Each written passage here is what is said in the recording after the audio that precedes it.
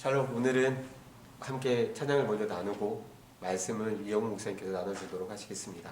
공감하시네라는 찬양인데요, 우리를 찾아오신 예수님의 그 사랑이 지금부터 영원까지 함께 하심을 기억하며 이렇게 찬양하면 좋겠습니다. 혼자서만 세상을 사는 듯이 주가 멀어 보이기만 할 때 우리는 바라보아야 하네. 우리에게 오셨던 그 주님을, 주님이 우리의 아픈 마음을 아시네. 가까이서 우리의 아픔에 공감하시네. 우리 가운데 찾아오셨던 그 주님이 우리의 모든 상황에 공감하시네.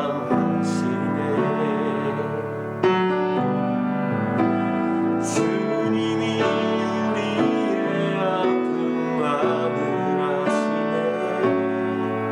가까이서 우리의 아픔에 공감하시네. 우리 가운데 찾아오셨던 그 주님이 우리의 모든 상황에 공감하시네.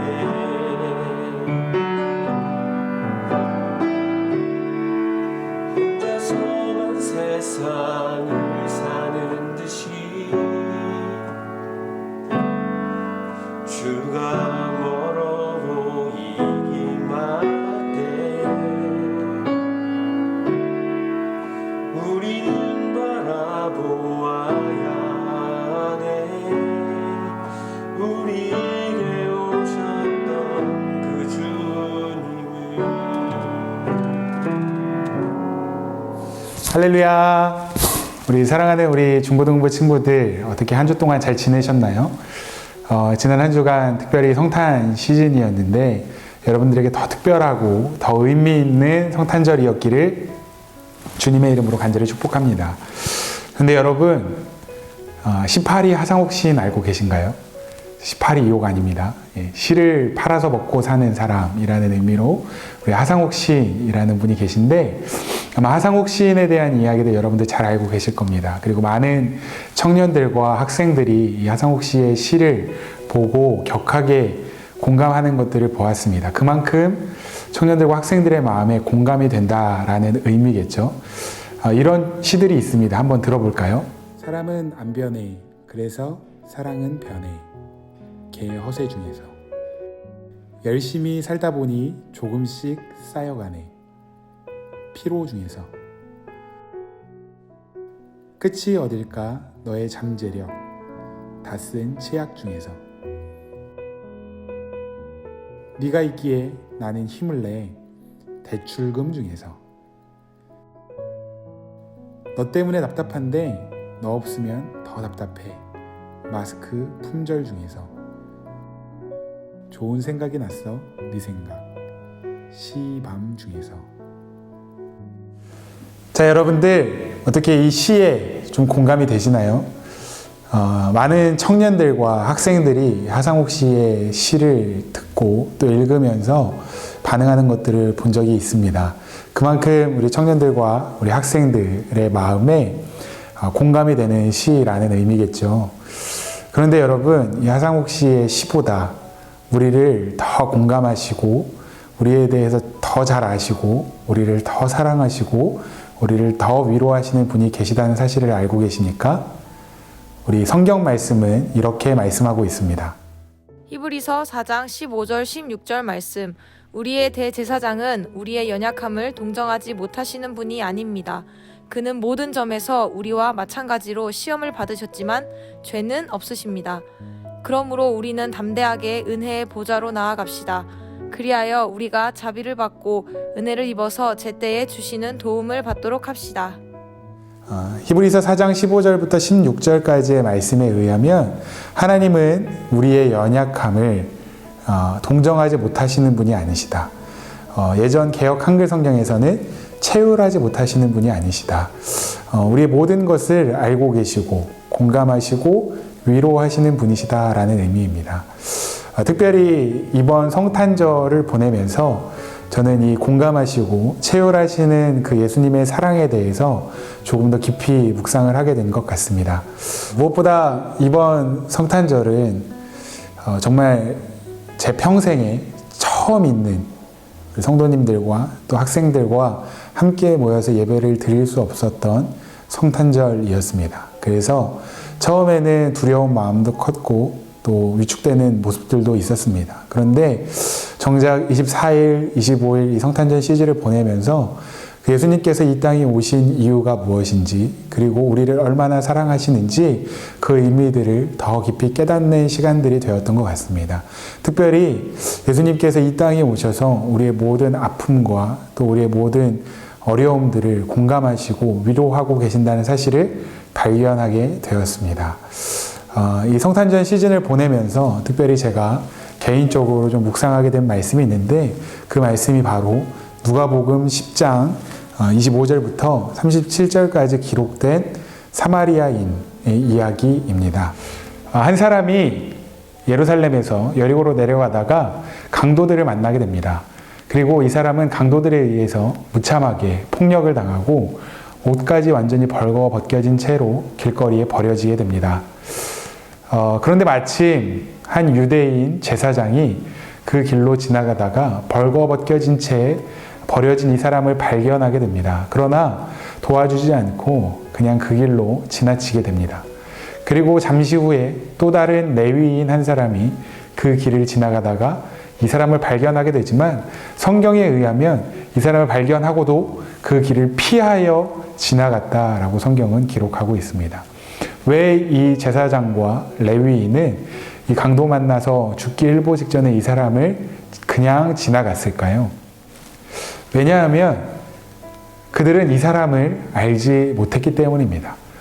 쉽게 말하면 모르는 사람이었기 때문에 도와주지 않았다는 것입니다.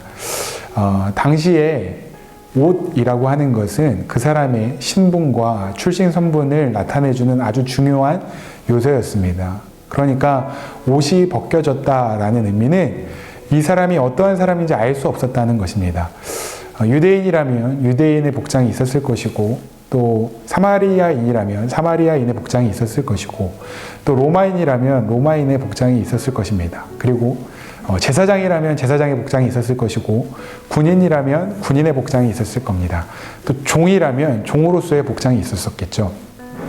그런데 옷이 완전히 발가 벗겨졌다는 건 이 사람이 유대인인지 사마리아인인지 로마인인지 알 수 없었다는 것입니다. 그리고 부유한 사람인지 아니면 종이었는지 제사장이었는지 군인이었는지 전혀 알 수 없었다는 것입니다. 이 사람의 출신 성분을 알 수 없으니까 이 제사장과 레위인들은 그냥 그 길로 지나가 버리고 말았던 것입니다. 그런데 잠시 후 사마리아인 한 사람이 그 길을 지나가게 됩니다. 여기에서 사마리아인은 누구입니까? 이 사마리아 사람은 유대인들에게 있어서 경멸의 대상이었습니다. 혈통을 중요하게 여기는 이 유대인들은 이 사마리아인들을 가까이 하지 않았습니다. 왜냐하면 사마리아인들은 혼혈인이었기 때문입니다.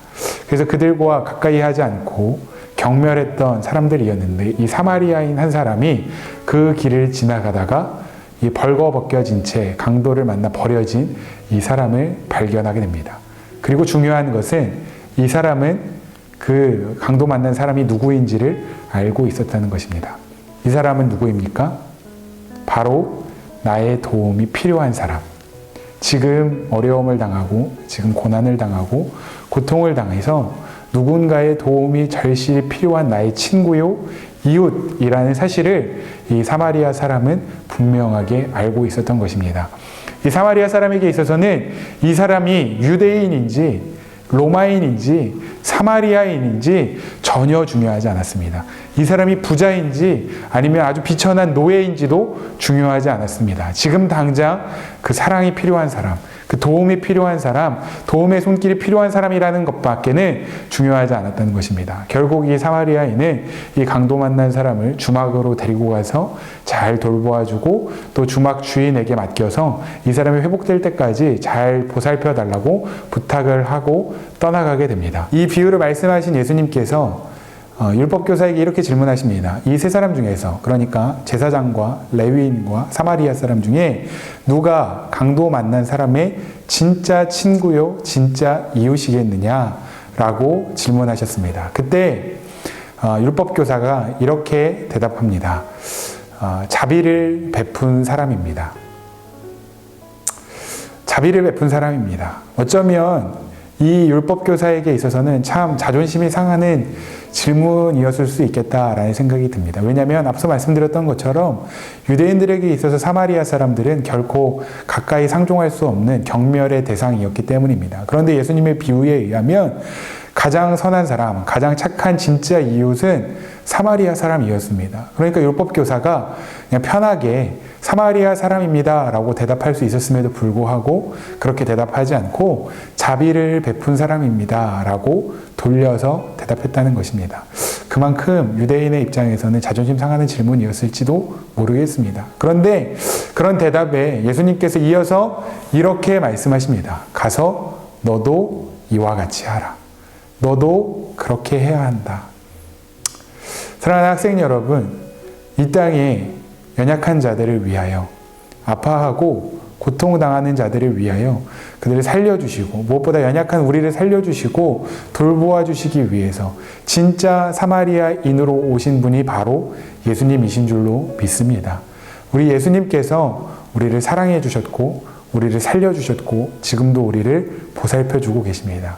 특별히 이제는 개인적인 문제가 아니라 전 인류적인 문제로 여러 많은 사람들이 이렇게 고난을 당하고 어려움을 당하고 있는데 이 문제들을 보살펴 주시고 헤아려 주시기 위해서 동정하시고 체휼해 주시기 위해서 우리 예수님께서 이 땅에 오신 줄로 믿습니다.